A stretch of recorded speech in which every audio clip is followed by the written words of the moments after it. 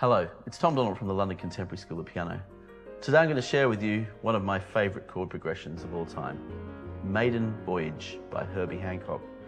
This is just an absolutely incredible chord progression. Before I share it with you, if you are a fan of our work at the London Contemporary School of Piano, you probably should head on over to our website, contemporaryschoolofpiano.com, and ask for your free resources kit, which accompany many of these videos. And also, inside the free resources kit, you'll find a Maiden Voyage Herbie Hancock cheat sheet with a whole bunch of scales you can use to improvise on the piece. Such great content to support your practice. And that's what we do at the school. We support all of you out there in the world trying to do some stuff on the piano. So, well, before I dig into the piece, let me just play it for you first so you can have a listen to it. I think this is one of my favorite chord progressions of all time. I mean, it's just one of those chord progressions. If I'm ever having a bad day, I just sit down and play these chords. I'm instantly lifted. So thank God for this piece of music, hey? All right, here it is. And by the way, there's only 4 chords in the piece, so you don't need much, hey? Here we go. I'm going to play it for you, just to give you an overview.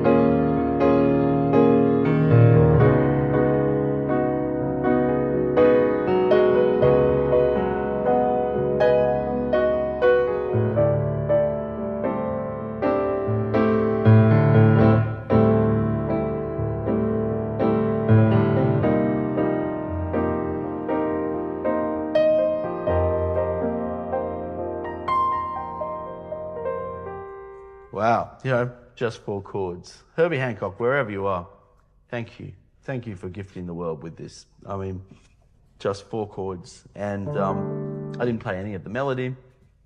Today we're going to be very no nonsense. It's a theory-free zone here right now. We're just going to go over what those 4 chords are. If you need a bit of help with theory, I'll point you in the right direction.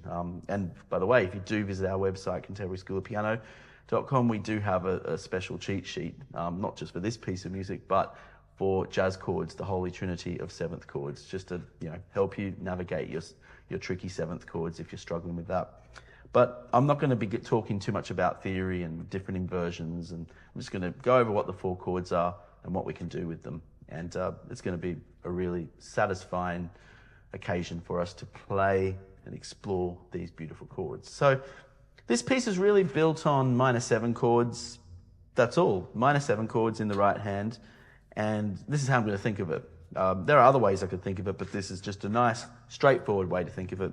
You've got a minor 7 chord in the right hand, and your left hand is up 4 notes from the root, which in this case is a D. So we get this. Sounds really lovely, doesn't it? I mean, a minor 7th chord has what does that make us feel like? What's the feeling of that sound? It's very, it's quite mellow, slightly melancholic, but it's not sad like, it's not sad like a direct minor chord. It's mellow. It's hard to put these things in words. And it's unresolved then. If we, rather than playing an A in the left hand, we're playing a D in the left hand, 4 notes up. We're now really unresolved, but sort of a cool unresolved. It's just leave it hanging.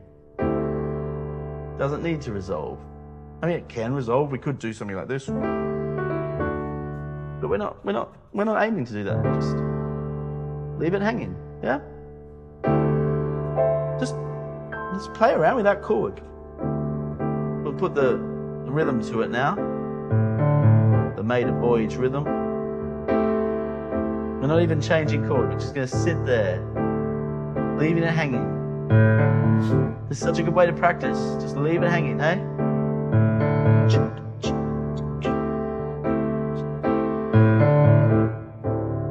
Just, yeah, just leave it there. Beautiful, isn't it? So what else have we got? We've got a C minor 7 next. Another minor 7 chord. Upper minor third from the A minor 7. And the left hand, again, the left hand's not just playing a C. The left hand's playing a fourth above the C, which is an F, which has that same unresolved feeling. And that movement between the A minor 7 and the C minor 7, oh, it's legendary. Let's do it.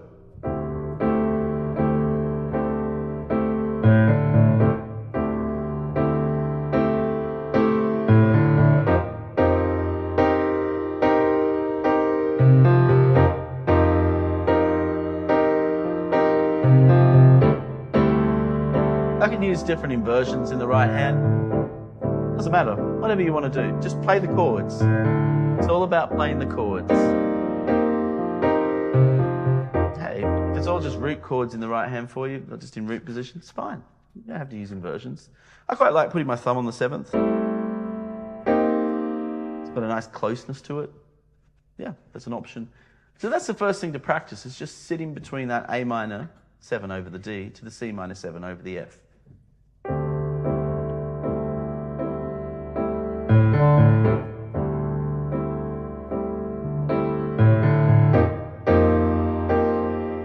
Just a great place to start.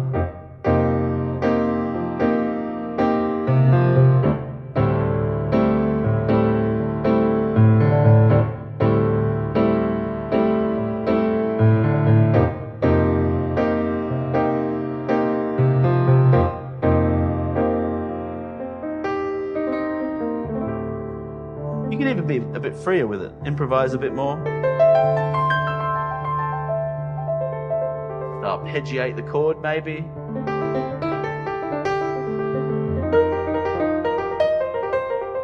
A lot of fun you can do, really. A lot of fun to be had with this. Now, the other two chords in the piece is the B flat minor 7 over the E flat.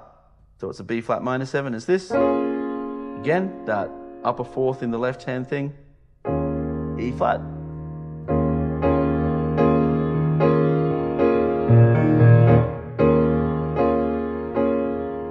You might need to spend a bit of time remembering that shape. Then we've got the A flat minor 7 with the D flat in the bass.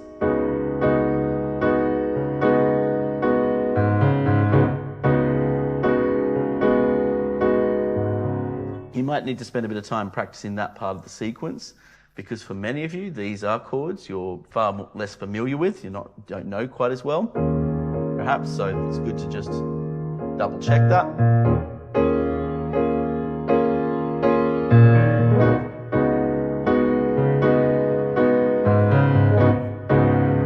Let's do that again.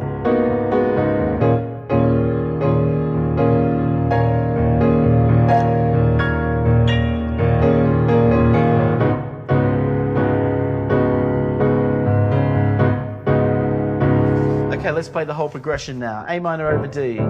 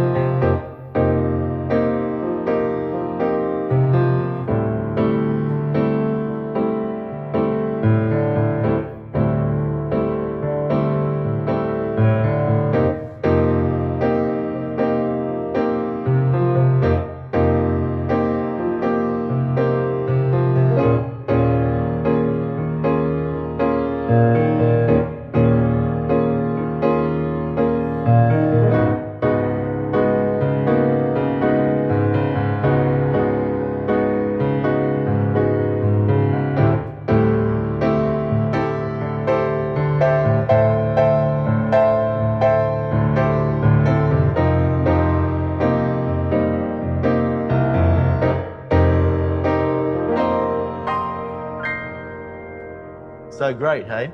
So yeah, if you want our free resources kit, go to our website, contemporaryschoolofpiano.com, so you can get help with this piece and all sorts of other great pieces of supporting materials. So we're going to take this up a notch now. We're going to improvise on it now. And there are different ways you can approach improvising on this. There's not just one way to do it.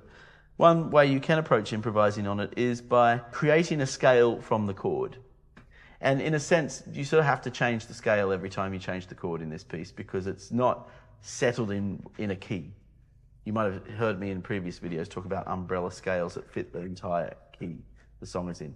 But the key center of this piece is very unresolved. We're not really sure what key it's in. What key is it in?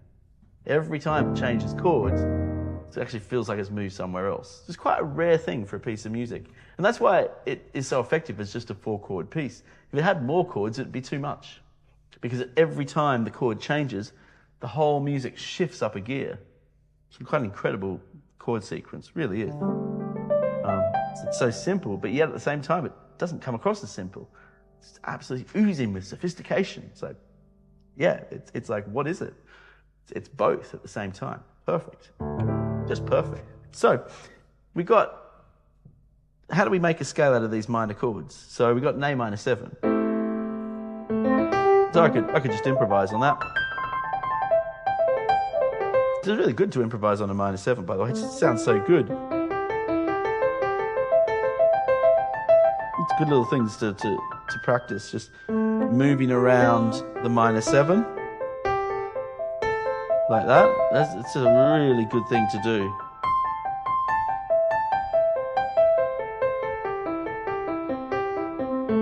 Yeah, hours of fun to be had just doing that. Now, we add a D to that, because it's in the bass, the D, and we end up, by having that A minor 7 and adding the 4th note, the D, you're actually playing an A minor pentatonic. Perfect. Fits like a glove. So you're really just improvising on the A minor 7 chord, breaking it up and turning it around.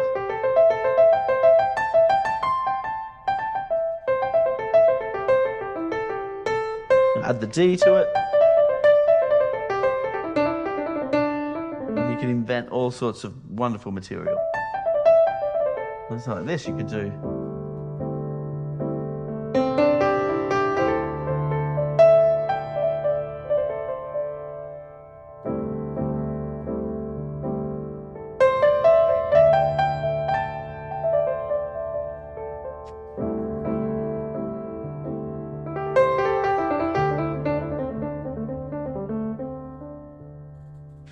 See, works so well. Now we've got the C minor 7 with the F in the left hand. You can do the same thing. We just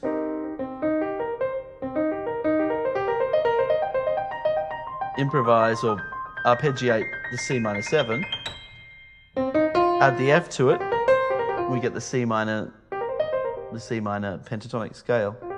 Perfect.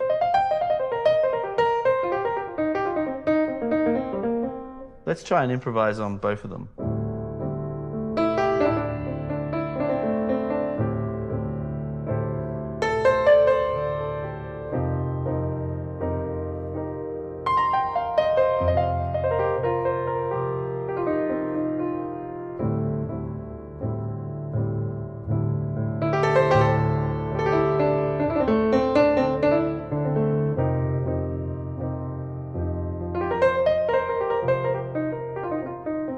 Now apply that formula to all the other chords, B flat minor 7.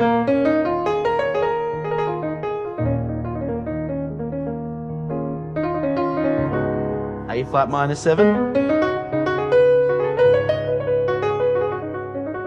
Don't forget to head on over to our website, by the way, if you need help with this, because we have our resources kit.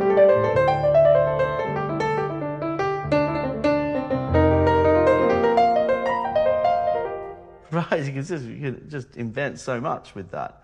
I know I'm moving ahead quite quickly now, but that just demonstrates how open this piece is. So now we're going to do something really jazzy with it to finish off with. I'm going to get the left hand and I'm going to shell out the chords in the left hand. And then my right hand is completely free to improvise. And this is going to go somewhere else. It's not going to sound like Maiden Voyage traditionally sounds like. It's not going to sound like the original record. By the way, if any of you are sitting there going, this is not how it goes on the record, it's like, yeah, it doesn't.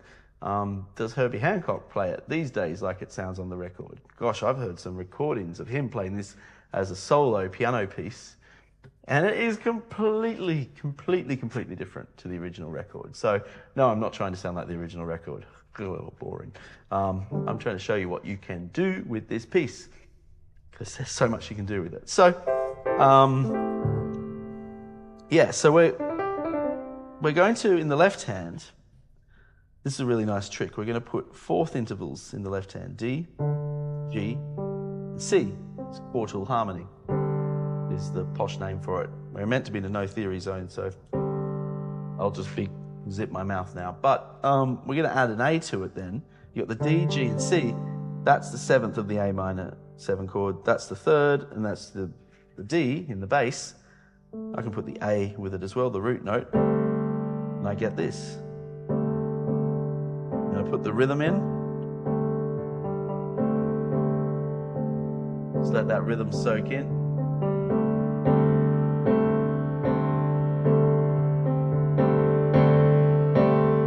Let's improvise in the right hand.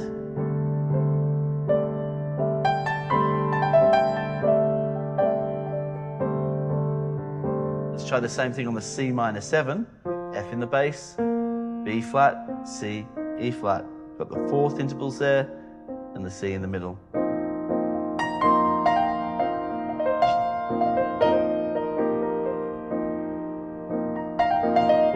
Back to the A minor. We're just going to practice between the A minor 7 and the C minor 7 to get the feel of it.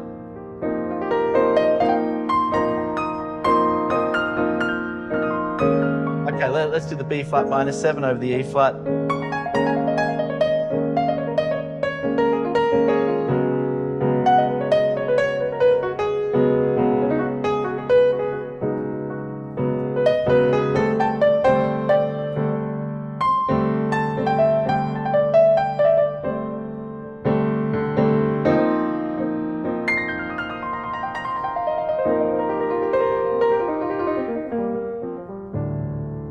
I was moving a bit quickly there, I know. You have the B flat minor 7, have the E flat in the bass. So again, I could just count up in fourths and have the root note. That's sort of the easiest way to work that out. D flat, up a fourth, up another fourth, add the root note. There's your A flat minor 7 over the D flat. So it's a good way to represent the chord. But if you find that too difficult for now, you just want to chord it out in the right hand. You want to go back to those initial steps we started with. That's a really good place. So we could do more with the scale. We don't just have to have this minor 7. We have a few other options. Now, it's true to say that a blues scale does fit. A minor blues scale fits with the minor pentatonic perfectly. But for artistic reasons, I'm going to avoid the blues scale. To me, I don't feel this is a bluesy piece of music that warrants for that. Each to their own. If you want to add a blues scale to it, there's nothing wrong with it.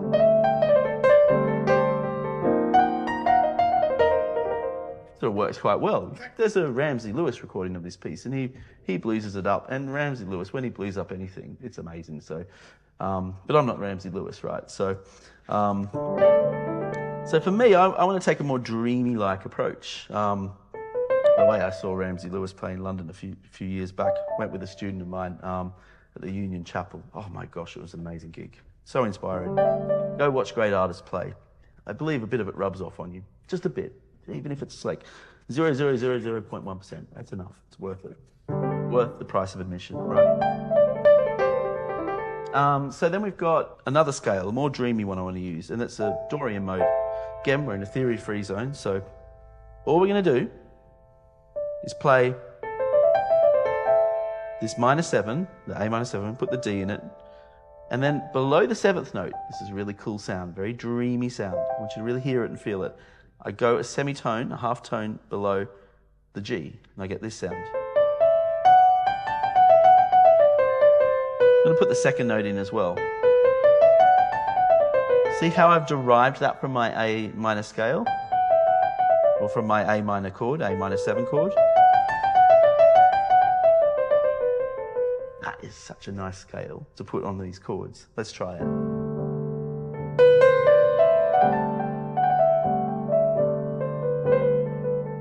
Oh yeah.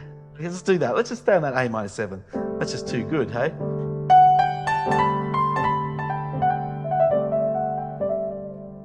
I quite like kicking notes into other notes. Something you should experiment with. There's more to scales than just being transactional with them. You have to create emotion out of it, feelings, music. We don't want to be transactional with our music. Yeah, I know you've got to master fundamentals, but part of the fundamental is the sound. And you've got to build the sound into it straight away. So spend time just doing things like this, because the sound matters.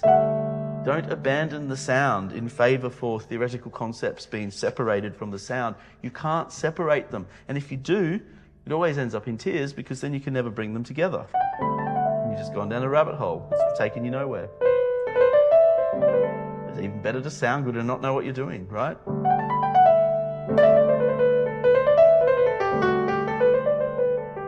And we got the C minor 7. It's a bit like cooking, right? You know, you don't have to be a famous chef or anything, but it's still going to taste good, right? What's the point otherwise? So we got a C minor 7 here. Again, I just went down that semitone from the B flat.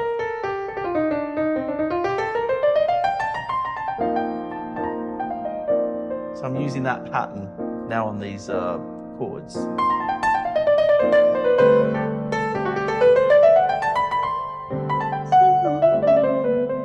It's quite nice to sing what you play.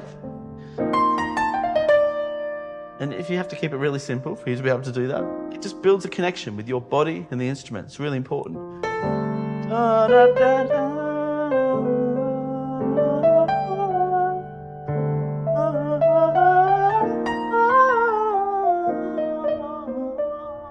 Yeah, I'm not a singer. It's just building that connection.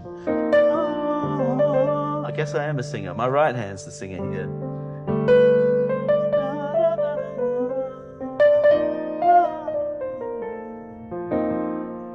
Because then you're living out the theory, you know. So B flat minor, get a semitone below that A flat in the 7th. It sounds so dreamy. I just love that sound.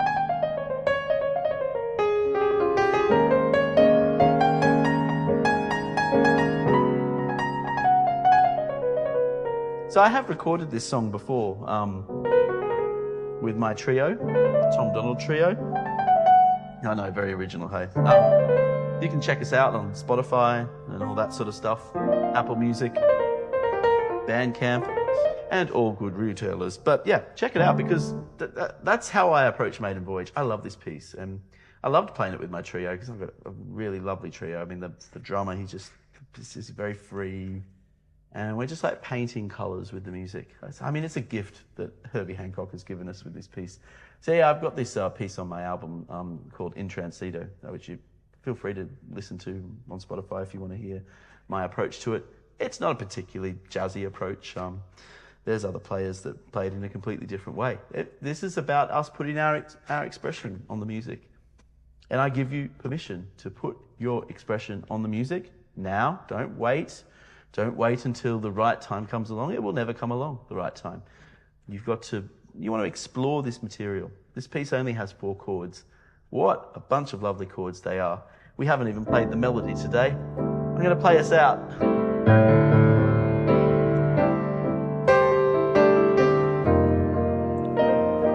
Be sure to visit our site, contemporaryschoolofpiano.com, to get hold of those free resources and find out about our coaches and our courses. Find out how we could help you.